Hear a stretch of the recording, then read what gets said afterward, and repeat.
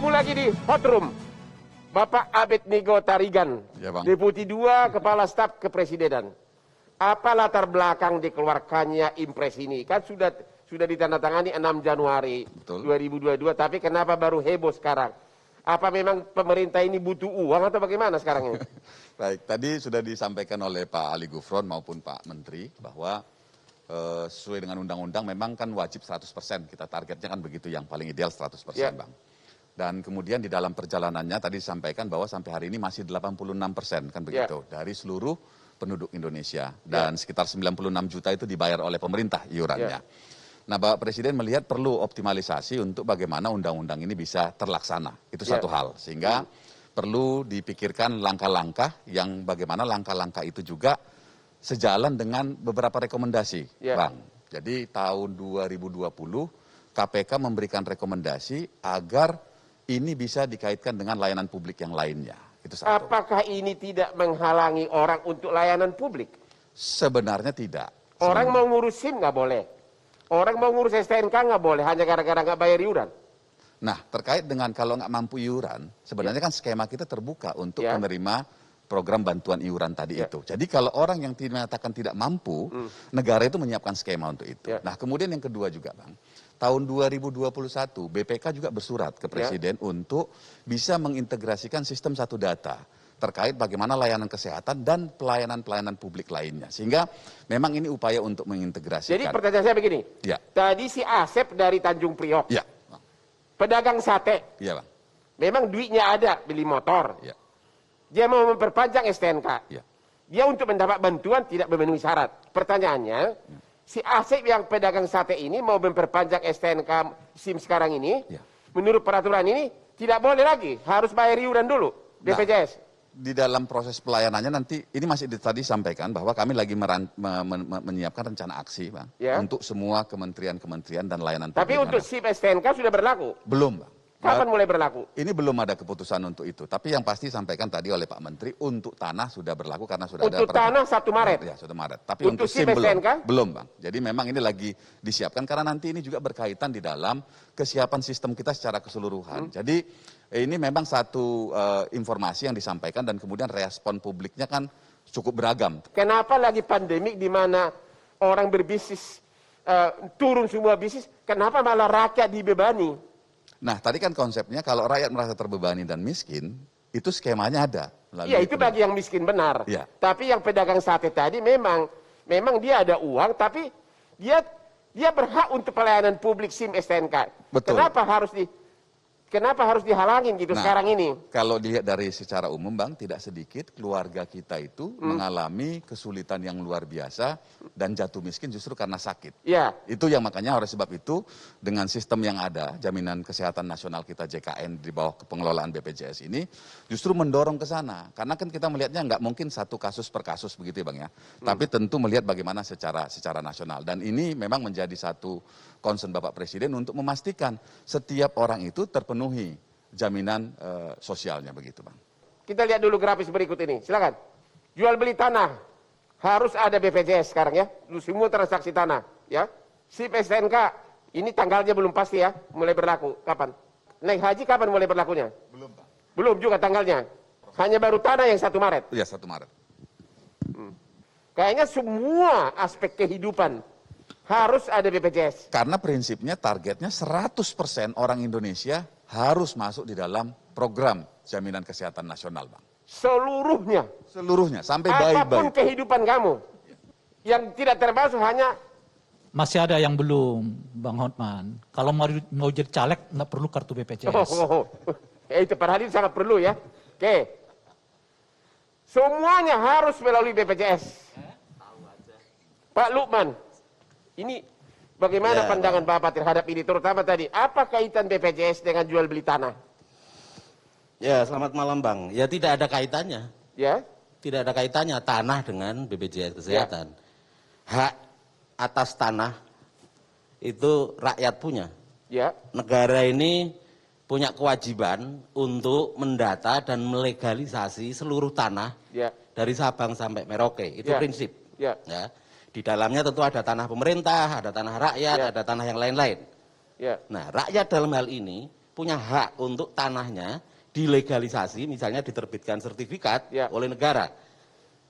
Terus kalau tidak bayar BPJS sekarang sudah nggak bisa lagi hak itu dilaksanakan? Tidak bisa dong, karena kalau kita baca surat yang diterbitkan oleh Kementerian ATR BPN misalnya yang nanti akan berlaku 1 Maret, kartu BPJS Kesehatan itu menjadi syarat. Nah, ketika saya tidak punya kartu BPJS Kesehatan, maka ketika saya mau urus legalisasi tanah saya, ya tidak bisa, Bang. Menurut Bapak peraturan itu adil atau tidak? Bapak sebagai wakil rakyat, memihak rakyat atau enggak? Begini Bang, jadi Inpres nomor 1 tahun 2022, semangatnya saya menangkap pemerintah ingin agar, seperti yang dibilang Mas Abdul tadi, 100% rakyat Indonesia, bahkan bukan hanya rakyat Indonesia. Di undang-undang dibilang orang asing yang bekerja lebih dari 6 bulan, itu juga wajib ikut skema jaminan sosial di Indonesia. Nah, saya lihat niat baik pemerintah untuk memastikan bahwa seluruh rakyat itu ikut dalam program jaminan kesehatan. Karena nanti akan ada benefit, akan ada keuntungan, jadi layanan dan sebagainya. Tetapi, Bang, tetapinya ini apa? Tetapi cara pemerintah itu saya ibaratkan orang pengen lari cepat, tapi tidak mau lihat jalan. Pokoknya lari cepat saja, sehingga semua ditabrak. Satu, akan banyak aturan yang ditabrak, Bang. Yaitu? Misalnya, soal jual beli tanah ini kan sudah ada undang-undangnya. Benar. Sudah ada aturannya. Yang sama sekali di sana tidak menyebutkan BPJS Kesehatan sebagai bagian dari persyaratan. Sekarang sudah ada. Sekarang ada. Ini artinya kan nabrak undang-undang. Menurut Bapak itu peraturannya tidak adil? Bukan hanya tidak adil, Bang. Apa? Tetapi berpotensi membuat banyak undang-undang dilanggar oleh peraturan atau Inpres nomor 1 tahun 2022 ini. Terutama hak untuk pelayanan publik. Ya, betul. Oke, Pak Rey. Pak Rey, masuk di akal nggak ini peraturan ini? Ya, jelas nggak masuk akal. Nggak masuk di akal? Tadi menarik tuh Kang Asep. Pak Asep, pedagang sate, punya motor 1. Kebetulan Kang Asep ini tidak mau ngurus SIM, tapi mau jual tanah. Dia mau jual tanah justru untuk bayar iuran BPJS. Terus gimana dong? Nggak jadi. Tapi kan kata Pak Menteri tadi, alah jumlahnya kan kecil. Iya, kan jumlahnya kecil kan bagi Pak Menteri. Bagi Kang Asep kan tidak. 150 itu tetap mahal. Makanya untuk salah satu menutupi kebutuhan dirinya dan juga kewajibannya terhadap negara dalam hal ini adalah BPJS, dia terpaksa jual tanah. Apa motivasinya ini peraturan? Ada unsur politik nggak? Menurut Bapak? Nah, tadi kan Pak Gufron mengatakan kan banyak masyarakat yang nggak tahu. Di dalam negara yang demokratik, masyarakat tidak tahu itu bukan salah masyarakat. Salah para penyelenggara negara. Justru salahnya penyelenggara negara sekarang ini dibebankan akibatnya kepada masyarakat. Mestinya ya Pak Gufron, ya Menteri ATR macam-macam itu yang minta maaf dulu kepada masyarakat. Tenggat waktu yang dibutuhkan oleh undang-undang, di mana 100% rakyat Indonesia harus ikut BPJS itu tidak terpenuhi. Apa pertanggungjawaban politiknya? Apa pertanggungjawaban Coba tolong jawab singkat.